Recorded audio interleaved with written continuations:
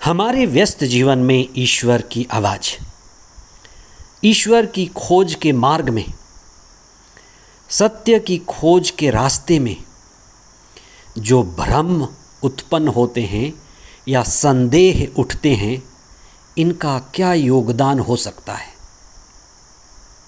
ईश्वर की खोज के मार्ग में भ्रम और संदेह परिपक्वता लाते हैं, सत्य को निखारते हैं, अनुभव बढ़ाते हैं और समर्पण लाते हैं।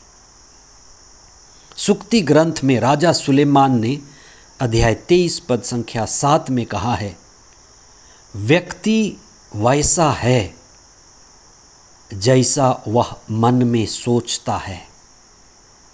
व्यक्ति वैसा है जैसा वह मन में सोचता है। कई बार मन में और मन के अर्ध चेतन में, जिसे हम हृदय कहते हैं, मन का ही गहरा हिस्सा हृदय है, अर्ध चेतन मन है, उन दोनों में विरोधाभास होता है। लेकिन अनुभव से, खोज से जब मन और अर्ध चेतन मन यानी हृदय एक हो जाता है, तो जो द्वैत है वो खत्म हो जाता है। संत थॉमस के जीवन में यही हुआ। प्रभु के स्पर्श से उसका भ्रम दूर हुआ, उसका द्वैत दूर हुआ और वह बोल उठा, मेरे प्रभु मेरे ईश्वर। आज हम संत थॉमस के इस महावाक्य पर चिंतन करें, मेरे प्रभु मेरे ईश्वर। 13वां सामान्य सप्ताह 3 जुलाई 2025 बृहस्पतिवार। संत थॉमस भारत के प्रेरित का पर्व। पहला पाठ प्रेरित चरित अध्याय 10 पद संख्याएं 24 से 35 तक। दूसरा पाठ संत पेतरुस का पहला पत्र अध्याय 1 पद संख्याएं 3 से 9 तक और संत योहन का सुसमाचार अध्याय 2 पद संख्याएं 24 से 29 तक। नदी की धारा में बहना आसान है, लेकिन नदी की धारा के विरुद्ध संघर्ष करना कठिन है। धर्म नदी की धारा है। धर्म में भीड़ है। धर्म में एक ही बात बार बार दोहराया जाता है, तुम इसे विश्वास करो, तुम इसे मान लो, तुम इसे स्वीकार करो। भारी भीड़ इसी बात पर राजी हो जाती है। सर्वसाधारण लोग मान लेते हैं, ठीक है, कहा गया है, कह रहे हैं, ठीक ही होगा। अधिकांश लोग मान लेते हैं। अधिकांश लोग वैसे भी मूर्छित हैं, बेहोश हैं, वे मान लेते हैं। पर जो लोग सजग हैं, जागे हुए हैं, होश में हैं, वे तार्किक हैं, वे बुद्धिजीवी भी हैं। तर्क और बुद्धि परिपक्वता चाहती है। तर्क निष्कर्ष चाहता है। विश्वास के मार्ग में संदेह और भ्रम संघर्ष उत्पन्न करते हैं। संत थॉमस विश्वास के मार्ग में संघर्ष करने वाला प्रेरित है। उनका कहना था, कैसे मान लूं? उनके मन में और उनके अर्धचेतन मन में द्वैत था। अर्धचेतन मन राजी नहीं हो रहा था। इसीलिए उसने कहा कि मैं देखना चाहता हूं, मैं स्पर्श करना चाहता हूं और मैं भ्रम को दूर करना चाहता हूं। संत थॉमस लगभग ईसा के 52 वर्ष बाद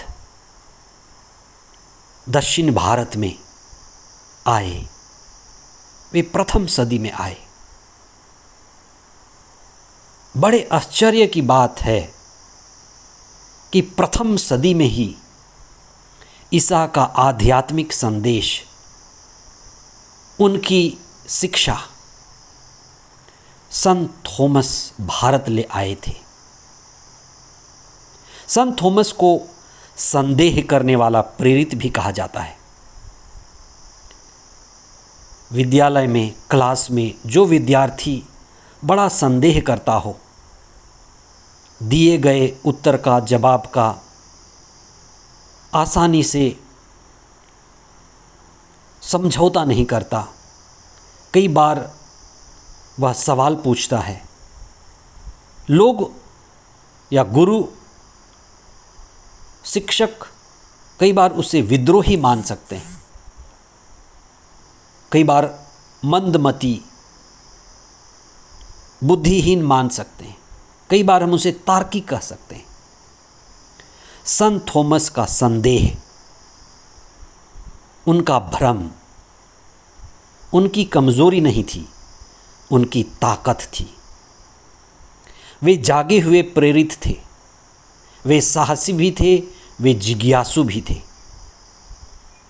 भ्रम और संदेह सही मायने में हमारे जीवन में आत्म खोज लाता है, आत्म जिज्ञासा लाता है और अंत में आत्म समर्पण लाता है। संदेह हमारे ज्ञान को निखारता है। एक ज्ञान होता है उधार का ज्ञान, बोरोड नॉलेज, सुनी सुनाई बात, कही गई बात। दूसरा होता है व्यक्तिगत अनुभव, ज्ञान का व्यक्तिगत खोज, व्यक्ति से गुजरकर गया हुआ ज्ञान। संत थॉमस व्यक्तिगत ज्ञान के भूखे थे, प्रभु को स्पर्श करना चाहते थे, वो व्यक्तिगत अनुभव चाहते थे। जैसे स्तोत्रकार कहता है, परख कर देखो प्रभु कितना भला है। जब आप चावल बनाते हैं, उबालते हैं, तो परखते हैं पका या नहीं पका, कई बार चखते हैं। इंद्रिय ज्ञान, चख कर देखो। संत योहन अपने पहले पत्र अध्याय 1 पद संख्या 3 और उसके आगे कहते हैं, हमने प्रभु को देखा है, हम प्रभु के साथ रहे हैं, हमने प्रभु को अनुभव किया है और वे साक्षी बन गए। कईयों ने सुसमाचार लिखा। कहा जाता है संत थॉमस ने भी सुसमाचार लिखा, लेकिन उसे सुसमाचार के रूप में 4 सुसमाचारों में स्थान नहीं मिला। लेकिन संत थॉमस को स्पर्श मिला और उनका स्पर्श उनके ज्ञान को, उनके ध्यान को और उनके मन और अर्ध मन को एक कर दिया और उन्होंने महाघोषणा की, मेरे प्रभु मेरे ईश्वर। संदेह मिटा, चिंता गई और पूर्ण समर्पण आया और वे ज्ञान बांटते, ज्ञान साझा करते हुए भारत भी पहुँचे।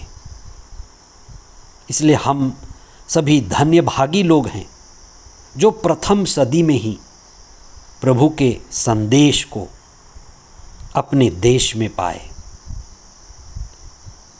आज हम ईश्वर को धन्यवाद दें संत थॉमस प्रेरित के लिए। उनके जीवन के लिए, उनके किए गए कार्यों के लिए और उनकी आध्यात्मिकता जो आज भी देखी जा सकती है। मद्रास के, चेन्नई के मयलापुर में उनका कब्र है। ईसा के जाने के बाद 72वें साल में वे शहीद हुए थे। ईश्वर को सब कुछ मानने वाले, ईसा में सब चीज़ देखने वाले घोषणा करते हैं, मेरे प्रभु, मेरे ईश्वर। वे चाहते हैं कि हम सभी ईश्वर के राज्य के सुयोग्य नागरिक बने। संत थॉमस हमारे लिए प्रार्थना करें कि हमारा विश्वास परिपक्व हो। आमीन।